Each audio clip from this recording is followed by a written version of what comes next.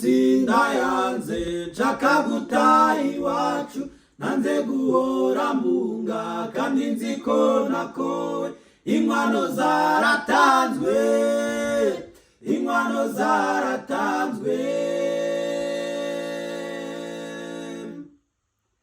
Isi ndayanze nshaka gutaha iwacu, nanze guhora mpunga kandi nzi ko nakowe.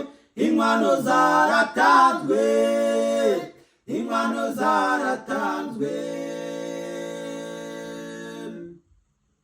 Navuye mu rugo ngeze mw'isi ndazimira, umugwaje anshaka ndishima turemeranywa. Barihamya nibo bazi ibyabereye i Gologota. Inkwano zaratanzwe, inkwano zaratanzwe. Navuye mu rugo ngeze mw'isi ndazimira, umugwaje anshaka ndishima turemeranya. Barihamya nibo bazi ibyabereye i Gologota. Inkwano zaratanzwe, inkwano zaratanzwe. Wa munsi twategereje uri hafi urasohoye, ibyaremwe byose nabyo bifite amatsiko, bitegereje impanda yo gutaha iwacu.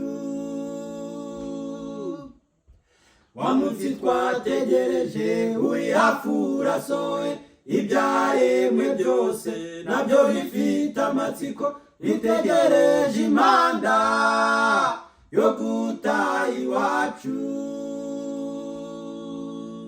Umugeni wa Yesu, umugeni mwiza cyane, ukubona imparakazi ikunda isirabo y'ingabo, ni ku mutima wanjye umvuga ushaka mwami.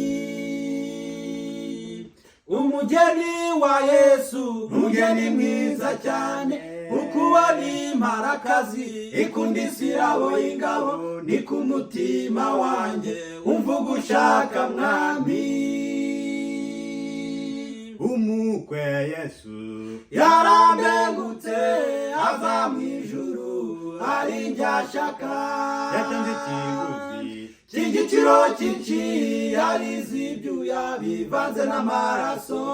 intaro y'ubukwe yaduteguriye, yayiteguye isi itararemwa. ishime tunezererwe, bageni ba Yesu agiye kugaruka, tukajyana nawe.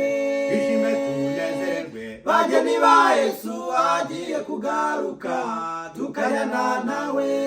ishime tunezererwe, bageni ba Yesu agiye kugaruka, tukajyana nawe.